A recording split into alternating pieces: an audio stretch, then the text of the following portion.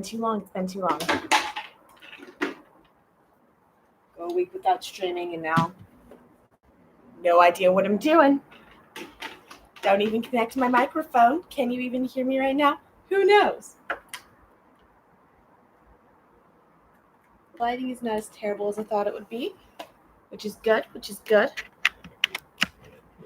That should be better. Now you can't hear me. Do we have audio? Hopefully. Oh, God. Something is lagging terribly. Okay. There's audio. We have audio. The lighting isn't terrible. My hair is in its awkward little pigtail. It's only awkward because my hair is thick, so it just stays up there like gravity means nothing to it. But that's okay because we are talking about other people who don't care about gravity today. But we'll get to that in like a hot second. Just want to go over some chatums. First and foremost, dropping things. I don't know what's dropping. First and foremost, hi. It's been a hot second since we've been able to do a stream. And so just wanted to say hi. Miss you guys. It's just been really crazy, hectic, and busy for like several months. And I was just dying for a little bit. So if you didn't get to see the update video that I posted earlier, I am not going to be posting standard like No Ordinary Scholar videos this month. And that is so I can prep ahead of time a bunch of them. Not a ton, but like 3 months worth of videos. I'm prepping ahead of time 3 months worth of videos that I will be using so I have 2 months to not be overwhelmed whilst trying to do the final edits of this book that I am getting ready to publish. So yeah, there's that. There's also some other shenanigans. I'm up to some interesting shenanigans with blog. I'm up to some shenanigans over there. So there's a lot of stuff going on. It's been busy. It's been hectic. It's been crazy. I've also been sick, which has not been fun. That's okay. So it's been rough. I've also been really bad about actually getting around because my schedule has changed so much and I just wasn't prepared for it to be that changed. I just have been having so much trouble actually getting around to reading this book. So it's been great, but I did read it.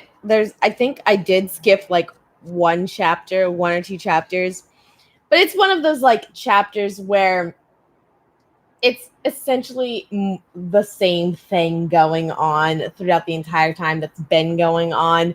I just kind of skipped, and because I've read this book before, I knew I could skip to like this section to get to like the lead up to the main climax.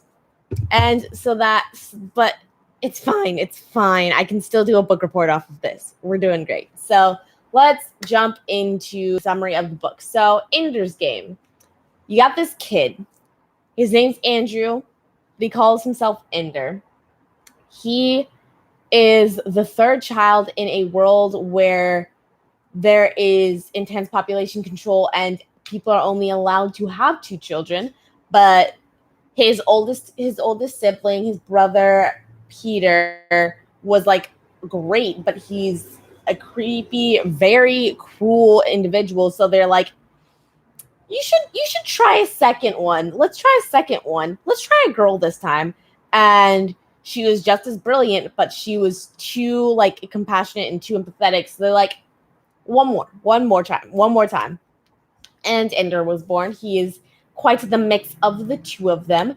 And the reason that they're looking specifically for this like super amazing person, this outstanding genius that is both compassionate but also like strong enough and like ready to kill if need be, is because the human race has been in a war with what they call buggers. The buggers came over ages ago. They attacked the humans, and there were 2 wars with the buggers. The humans won the major second invasion, and buggers hadn't bothered them, but now there's going to be a third invasion. So they're looking for the person that can destroy the buggers and save humanity. And they think that person is going to be Ender. Ender, let me let you know, at the point of the start of the book, he just turned 6 years old.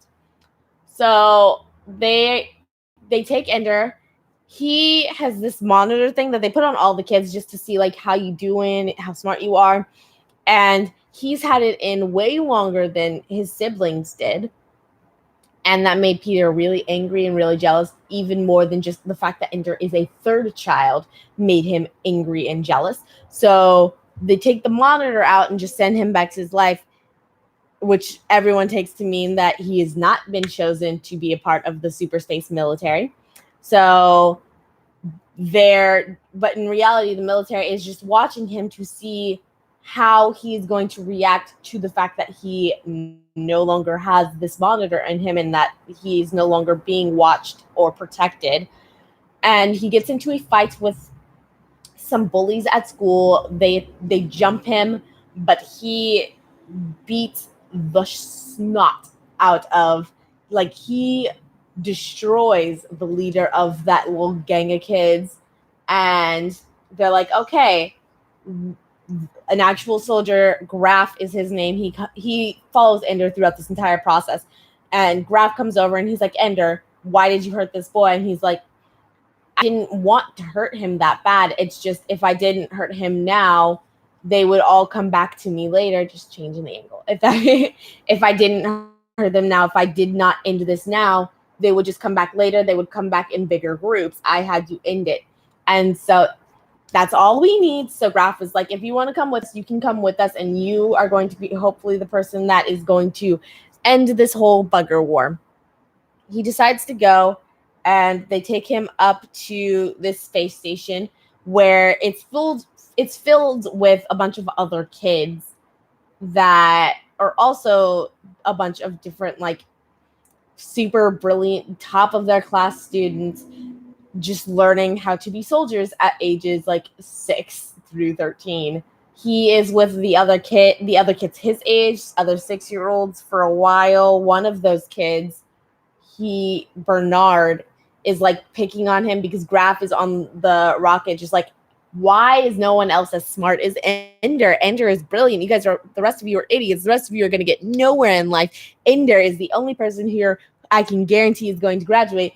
And obviously that means all the other kids are going to hate him for a while. And so you have the kid Bernard who's like hitting on him in the ship. Ender like pulls him forth, but they're in space. The gravity issues and the kid's not buckled in. So he flies across the room and he breaks his arm. And that's like another one of those, like, Nugget, stop playing with the guitar. That's another one of those. You have this character, he doesn't want to hurt people, but he will do what he needs to do to make sure that the battle is over. And so they go up to battle school. All of the, like, kiddos hanging out. You got just this group. Bernard is like the popular guy. He's gathering a bunch of friends and he's trying to hate on Ender, but Ender like ends up making friends when they first start learning how to use this like zero gravity work area that they have, the zero gravity battle game area that they have. He makes friends with another guy who's already friends with Bernard, and now they're all kind of cool with each other. Then it seemed like essentially what's happened is as soon as Ender starts getting comfortable in place, they change it. So as soon as he starts getting comfortable there, he ends up getting promoted super early. Like, I don't even think he's 7 yet. And they promote him up to the armies, the like small, like in-school armies that you're only supposed to be able to get into at like ages 8 to like 8 is when usually people are getting promoted, but he got promoted at 6. And his initial commander doesn't like him. His commander thinks he's an idiot and tells him, hey, whenever we go into a battle, you're not going to do anything. Several times he does this move where he'll like scrunch up his legs all close to his body, and that makes him less of a target. If you shoot at his legs, they have these little laser guns. It'll freeze part of your body. but if you have to hit the main chest area in order to like get them out of the game.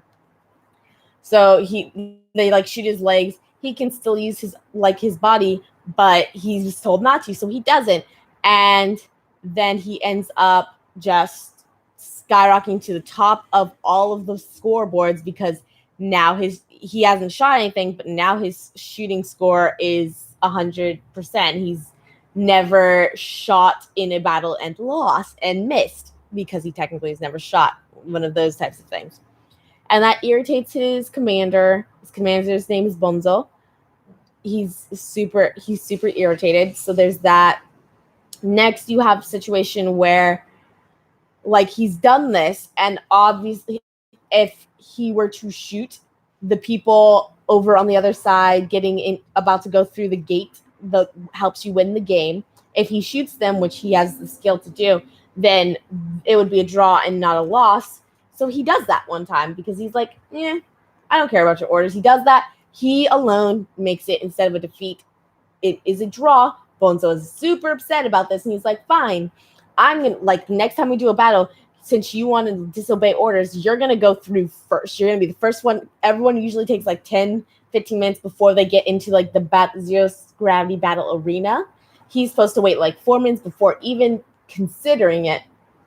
Bonzo's like, no, the second the gates open, you are going to go through, and I'm going to let everyone just shoot you then.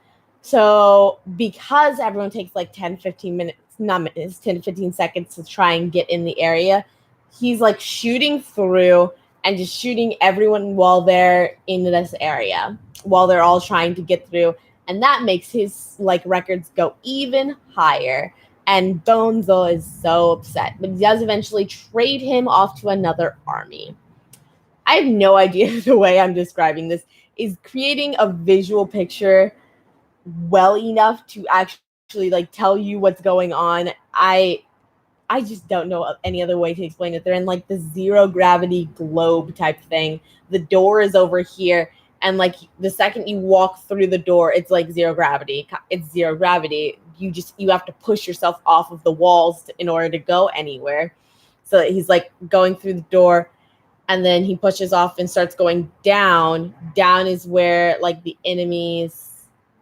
A door is the door that you need to get through in order to, or maybe it's this way.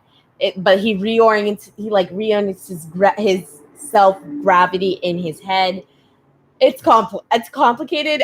Like you need a full chapter of a book just to kind of get used to the concept and just understand when they're talking about it, because it's hard to do in like 5 minutes. But so they're playing this game. He's doing great. Stop it. This guy right here. Okay.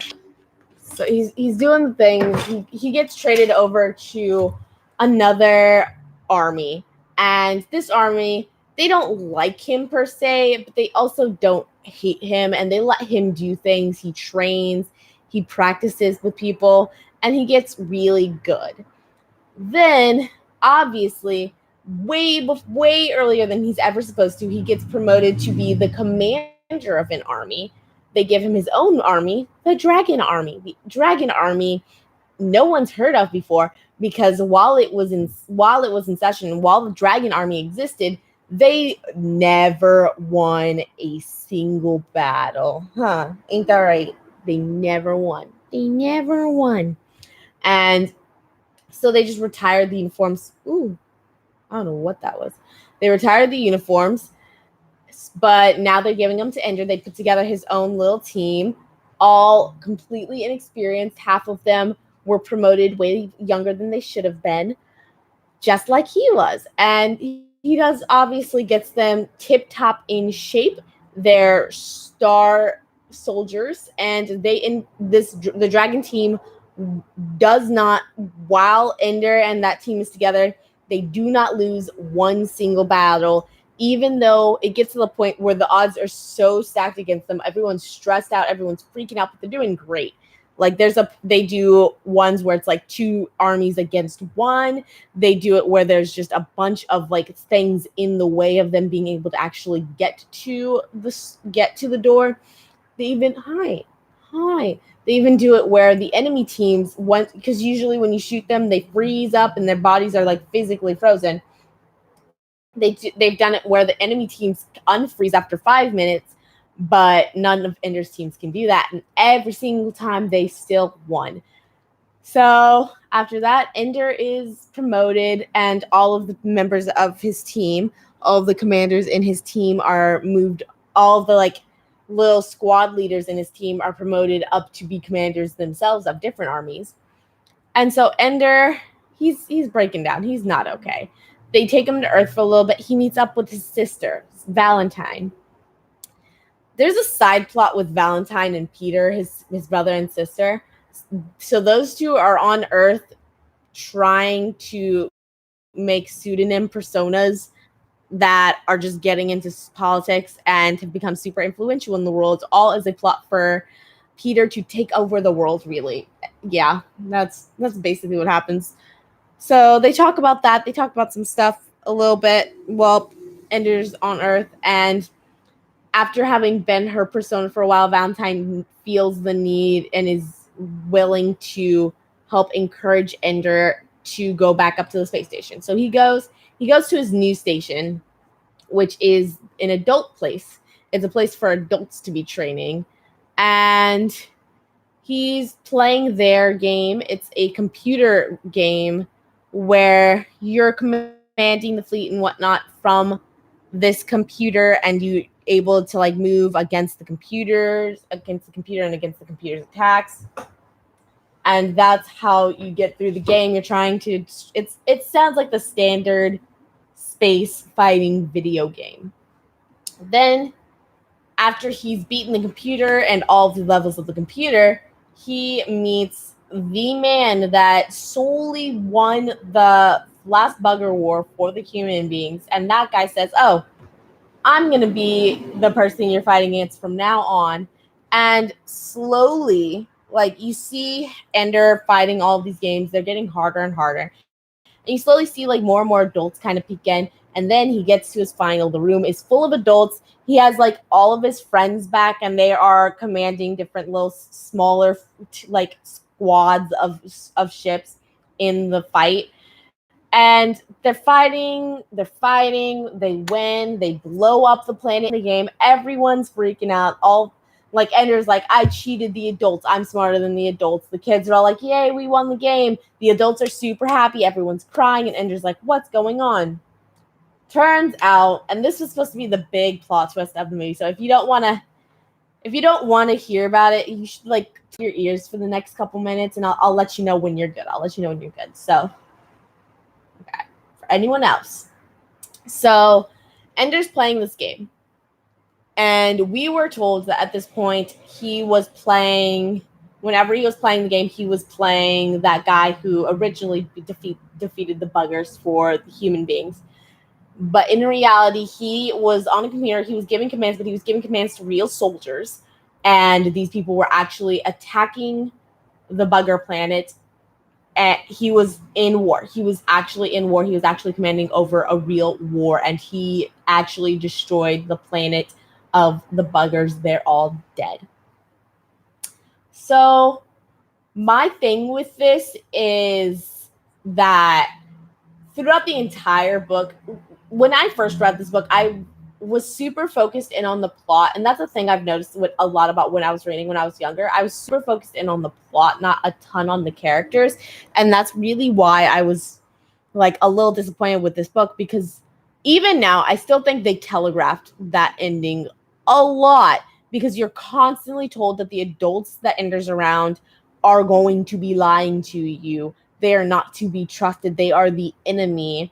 And just the idea that like suddenly you're going from playing the game against the computer to now you're playing a game, but all of these adults want to keep watching you while you're playing, and they keep bringing in your like best soldiers, and your best soldiers, and you're the best soldier. So it's it made sense to me that this was not just normal gameplay, that he was likely actually fighting in the war. So many people were getting so worked up if this was just a game, especially because they kept pushing a time crunch on this. And even at the pace that he was going on, if they wanted to wait like 2 more years for whatever other training they were going to put him through, that felt like it would have been a real long time for the time crunch the adults were pushing on this. And so, like, even today, I still don't find the plot twist to be super surprising. It's telegraphed. I knew it was coming. I knew it was happening. I knew what was going on. I was very aware of what was going on, but that's not the point. And if you can hear us, come back to us now. If you were plugging your ears, come back. So while I do, like I said, I didn't find the plot twist super surprising. If you didn't hear what it was, then let me know. Come back in the comments. Hit me up on Instagram. Let me know what you think of these here plot twists. But I personally didn't find it super surprising, but that ended up making my viewpoint of the book when I had initially read it like years ago just really disappointed, because everyone was like super hyped about this plot twist and I saw it coming very early on. But reading it again, I honestly would have to say this book is probably one of my favorites that I've read for these live streams. It's definitely one of my favorites. I love the character of Ender. I love just the interactions between the boys. I love seeing Ender change throughout these books. Because there's a lot of just internal struggle that he's going through, and you also see how like his internal struggle is impacted by what he does and does not know. Like, for instance, he is fighting this idea that he's like his brother, because his brother is a monster. His brother always threatened to kill him and his sister. His brother was just cruel and violent, and he had nightmares about the idea that maybe he was like his brother. And you see him going through that in what feels like almost a lab type environment. He's only given the stimuli that they want him to have. Like, yes, he is super good at the battle world. And yes, there's like this fantasy game that he plays in which he has to kill several creatures in order to get through. But they show him that, but partially because with the game, they're not in control of it. But there's also the parts where when he did beat up that bully at the beginning of the book, and there was also a situation where Bonzo ends up just mad that, like, when he gets first in command, he never loses, and Bonzo's like, we're gonna get a gang together and we're gonna kill him, and Ender ends up winning that fight. They don't tell him that in both of those situations he actually killed both of those boys. You don't know that until the end of the book, when Ender is going, like, towards the end of the book, Ender is going to back to Earth to relax for that, like, little bit of time when he does see Valentine for a little bit. And they don't tell him that Bonzo's body is in a bag in the ship. They don't, and then you find out that Stilson also had died at the beginning, just no one told him because they didn't want him to think of himself as that kind of monstrous killer. And so that's very interesting. But you also see him struggling to accept and acknowledge the loving parts of himself, like the fact that he feels he has to be loving and he has to be understanding and empathetic in order to understand his enemies before he can destroy them, which I feel that. He also feels, when he's playing this game, there's a point where he's attacked by a snake. If he kills it, then every other path he follows after that kills him. But if he kisses the snake, then the snake turns into his sister, and they are happily ever after. And at the end of the book, he finds this egg for the buggers, and he is able to connect with this egg telepathically, finds out that what had happened was, because we know that there was never a third invasion coming from the buggers. The buggers were never planning to invade again. The humans were trying to give like a preemptive strike, and prevent them from ever coming back. But he finds out that the buggers from this little bugger egg that is connecting with them telepathically, that they just didn't realize that Earth had intelligent life on it when they initially attacked. And so they just retreated and they tried to go home and just let it be. And they realized when the attack started that the humans never forgave them for it. And so this queen's like, we forgive you for wiping out our entire race. We do. We understand where you're coming from. Let's just hope that you, Ender, can try and save us by taking this egg, finding somewhere for us to breed and live safely, and then we can all be happily ever after. There's a lot going on in this book. I feel like I've gone off on like 40 different tangents, but all of it is just relevant. All of this is part of the book. All of this happens in the book.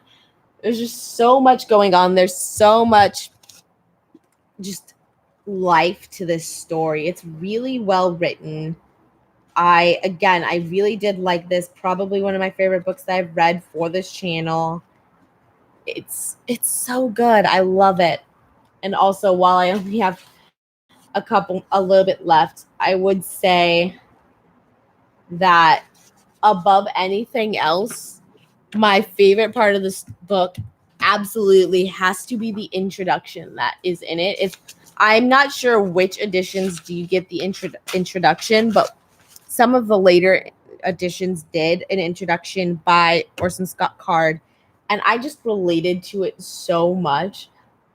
Personally, just as the person that I am, as the writer that I am, I just really loved the things that he was saying. So I wanted to read a couple quotes from it. So one is about like the idea of there are people criticizing his book because kids don't talk and think like that. And this quote I really appreciate from him. It was, to believe that children don't actually think or speak the way the children in Ender's Game think and speak. Never in my entire childhood did I feel like a child.